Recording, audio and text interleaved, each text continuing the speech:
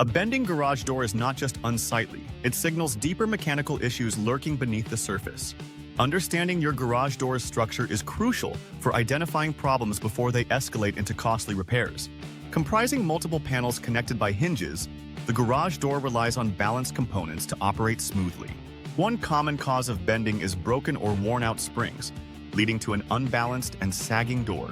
Damaged panels can distort the entire door's integrity, creating a cascading effect of misalignment and further issues.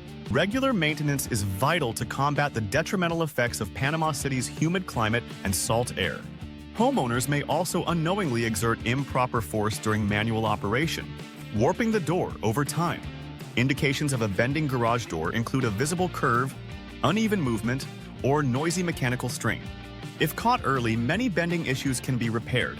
Mild cases may only require adjustments or struts. Relying on experienced technicians is essential. DIY repairs can lead to more severe problems and safety risks.